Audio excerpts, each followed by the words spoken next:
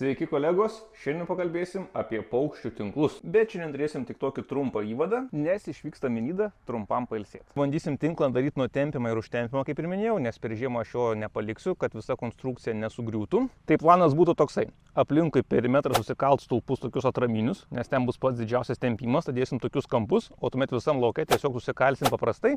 Dabar kol kas galvoju kalt kas 10 metrų, bet paskui žiūrėsim, kaip bus, galbūt patankinsim, galbūt paretinsim, žiūrėsim, kaip bus nuo situacijos. Tuomet įstampysim vielas ir išilgai, ir skersai, ir tuomet ant jų bandysim tempti tą tinklą. Na, o šiandien tuomet būtų planas pamėginti susikalt va štai šitą pirmą eilę. Kaip negerai išeina, tai pirmą stulpą kalsim čia, tokia va tiesia linija, mes atsimušim tiesiai į tą stulpą. Kiek aš turiu stulpų savūkiai iš viso?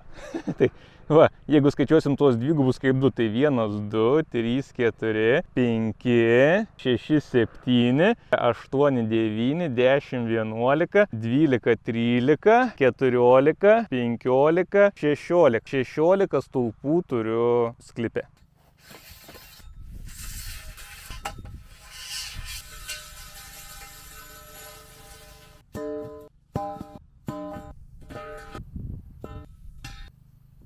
Eilinis problemos dėl kito stulpo. Čia dabar tiesiai, kur ta tranšėja, vėl yra stulpas. Įtempsim lyną, mum tiesiai per tranšėjus vidurį eina štai šitas stulpas. Ten beje irgi dabar bus vėl tas pats ir dėl ano stulpo. Pradėsim kalimų darbus. Kalam čia stulpelį. Manau, čia gerai su lystais, su rankom. Viską sukalsiu, tai be problemų. Nu ką, 1, 2, 3.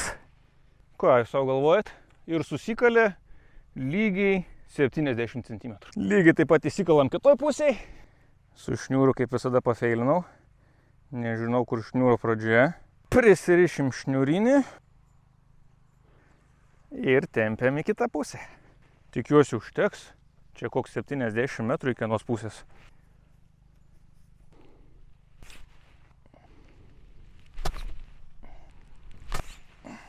Atsibodu taip čia po vieną kaišį, tai tuos visus tiesiog vienu kartu padarysiu, vienu veiksmu, nes nu blina, čia kaišiok, tai tiesiog greitai padarysim. Vat 1, 2, 3. Na štai ir viskas. Su mediniu būtų geriau, nes medinis iškart būtų tvirtesnis, galėtum daug daugiau tempt, nu bet tie mediniai laikini 5-6 metai ir man juos reikės pradėti keisti, nu aš tikrai to nenoriu, taip kad pasiėmiau tuos cinkuotus, aišku, jie yra tokie laisvesni, va susikali 70 cm, bet jie tokie va vis tiek yra drebantis, nu bet nieko, dėsim tas kojas, įsitvirtins ir sutvirties. Dabar galvoju, ar tie stulpai ne per tankiai pas mane yra. Tarp tų stulpų atstumas yra 4 metrai, nes tarpas yra 3 metrai, vaga yra metras ir per vidurį kaliau, tai reiškia 4 metrai tarp stulpų išeina ir 10 metrų taip atstumai tarp stulpų. Net nežinau, žinokit. Gal galėjau kas antrą eilę dėti. Tai aš tuos vamzdžius galėsiu išnaudoti dvigubai, paimti ir prie jų pririšti, kad šakos nevirstų į šonus. Va. Tai padarysim ir tinklam panaudosim juos, ir dar padarysim, kad šakos nevirstų į šonus. Padirbėjom, reikia dabar pailsėti, kolegos. Tai va, eilę susikalėm ir lekiam dabar į Nidą, pabūsim kelias dienelės Nidoj ir tuomet dabar bus sekantis jau siužetas iš Nidos. Pasiėmėm svarbiausius dalykus, tai aišku uogo, tai kaip šilaugių augintojai be šilaugių į Nidą, tai prisidėjom visom 4 dienom. Miglis sakė, čia mano porcija yra, o va čia sakė, yra jos porcija. Nu, tai, kažin, man ne per daug gerai čia bus. Nu, jeigu kas, aš tau duosiu truputį savo, jeigu trūks. Ja. Miglės, o čia sakė mano. Bet aš, žinokit, nepasitikiu, kad čia mano, nes aš tiek daiktų tikrai neturiu. Tai kaip suprantu mano, ar ne? Mano šampuniukai, mano fenas, nu tai jo, aš čia daug visko žiūriu, pradėjau naudoti tokių priemonių, apie kurias pats net nežinau. Tai ir šitas, man atrodo, bus Miglės, o ne mano. O tai kur mano tada?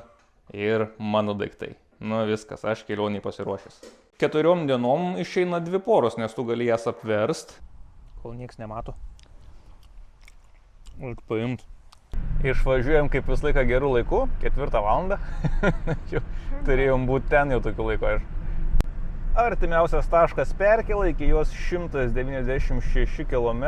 Pavėlavome plaukimą 10 sekundžių. Va priekį žmogus važiavo su automobiliu, dar spėjo įvažiuoti, o mes nespėjom. Ir va 10 sekundžių. Ir beje pavėlavom vien dėl... Nu, kad nepalavom čia, kad 20 minučių plaukė. Bet mes nesuspėjom vien dėl to, jog mašinos numerių neskaito, tų NBI. Į raidės neskaito ir už tai reikėjo darbuotojai ateit, kad mus įleistų. Ir Dėl to nespėjom. Man rašė žmonės, kad sako, pasikeis numeris, o kodėl pasikeis, nesako, tau į raidės neskaitys. Ir aš tikrai netikėjau, galvoju, nesąmonė, kaip gali neskaityti į raidės. Taigi jau ties seniai skaitytuvą yra, aš nesuprantu, kaip programiškai negali padaryti, kad atpažintų tą į raidę. Ir iš tikrųjų tos į raidės neatpažįsta niekur. Ir dabar neatpažino, dėl to nesuspėjom. Bilietas nupirktas, varom į Neringą. Padarė naują kelią. O, eik tu soma, tai per metus kiek pasikeitė visko. Pasidžiaugiam tik iki Juodkrantės. Tai va, reiškia, spėjau padaryti kelią iki Juodkrantės, toliau vėl senasis kelias. Pertvarkasim čia dar, saulės nori baisiausiai. Kas ten pas tave, Žekira? Net laikė įtampas? Pirmas objektas, kaip visada, ką aplankyti, tai ką? Jūra. Visiškai teisingai, tai keliaujam iki jūros. Na, kažkam patinka, kad čia reikia eiti, kažkam nepatinka. Mes tai, kai deginam riebalą, tai mums patinka, kad tik jūros reikia eiti. Ką čia neši? Iš kur gavai? Kokios skanios. Turi būti iš Samaliaus ūkio. Tu savo, matai tu, iš Kėdainių, Samaliaus ūkis. Kad skanios uogos. Eik ir tu būk laisva. Gyvenk su laukiniais draugais. Oho, koks lankstus. Visai kaip aš jaunystėj. Ir didžiausias, aišku, privalumas, kuris man čia labiausiai patinka, tai žmonės. Va. Žmonės, kaip matot. Pala, tu sakei, Miglė, tu ragavai, ne? Skanios. Na, pala, paragaukim ir mes, ar čia tikrai tokios jau skanios tos uogos. Tikrai skanios.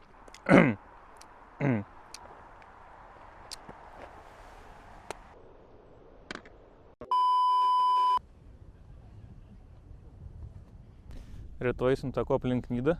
Tai va per ten pradėsim ir tuomet aplinkui viską ten palei apačią eisim. Na, o dabar esam čia ant viršaus užlipę.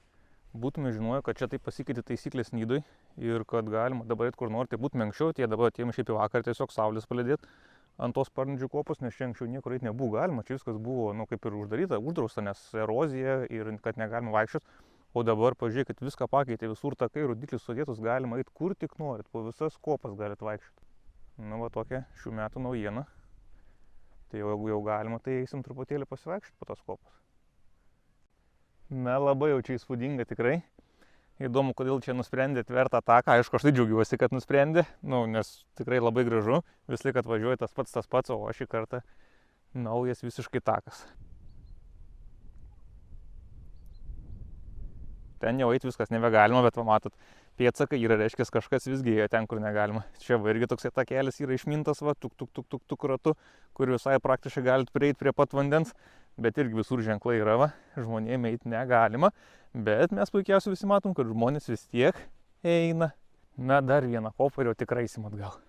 O rytoj tas takas, kur mūsų laukia aplink Nidą 9 km, tai eisim čia, va, kur dabar esam, tik palei apačią eisim. Apačioj ir aplinkui čia visur keliausim per apačią. Irgi naujas takas, tai irgi bus labai smagu papkeliauti aplinkui visą Nidą. Eina savo 9 km, žiauriai laukiu rytojaus. Ir po to tiesiai tenais įsimušim į paplūdimį ir tada paplūdimį pasideginsim. Tai rytoj visą dieną bus tas takas ir tada paplūdimį pasideginam ir tada kaip tik grįšim vakarienę. Diena rytoj suplanuota puikiai. Na štai. O dar toliau atėjom. Nežinau, žinokit, man atrodo, eisim šiandien iki kol nebematysim, kur eit. Blin, būtume žinoję, kad čia taip yra, tai būtume atėję daug anksčiau.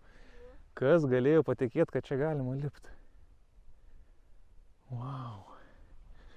Ir žmonių nėra nieko.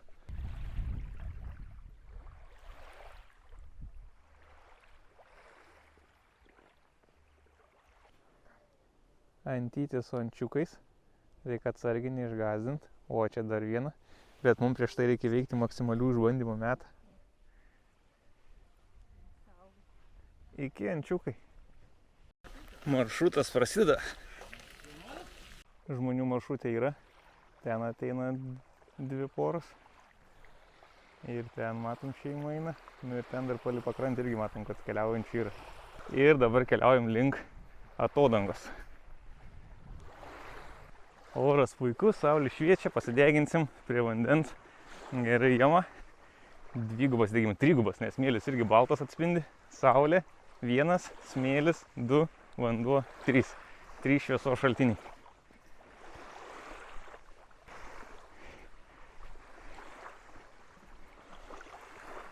Tai dabar esam Parnidžio rage. Tai ir vaizdas nuo Parnidžio rago.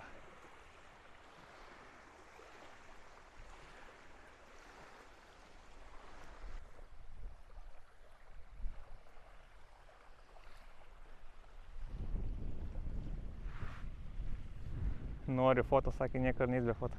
Artėjom prie mirties slėnio, tikėkime, čia nepranašingas ženklas. O yra čia ir tualetai padaryti, viskas labai patogu.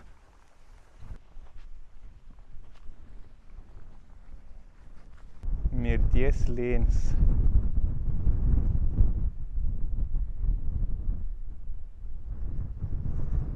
O ten matosi Parnidžių kopos saulės laikrodis.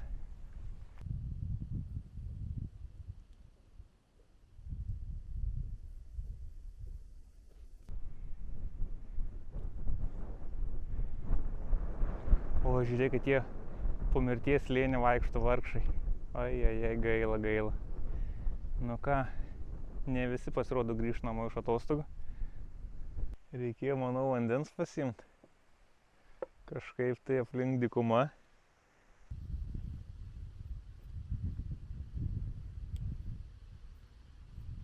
Mini miškelis.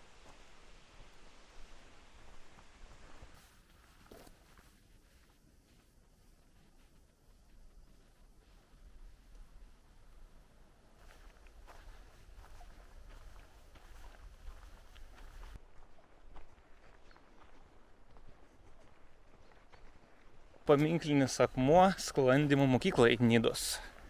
Ir štai pats paminklas. Nidos sklandymo mokykla 1933 metai. Na ir dabar varom prie jūros, pagulėsim, pasideginsim ir tuomet maršrutą pabaigsim.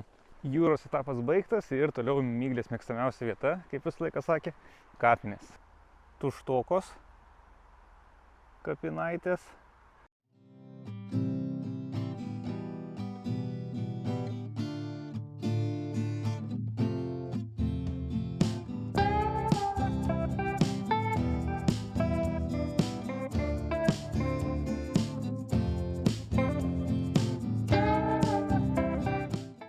Tiek šiam kartui, kolegos.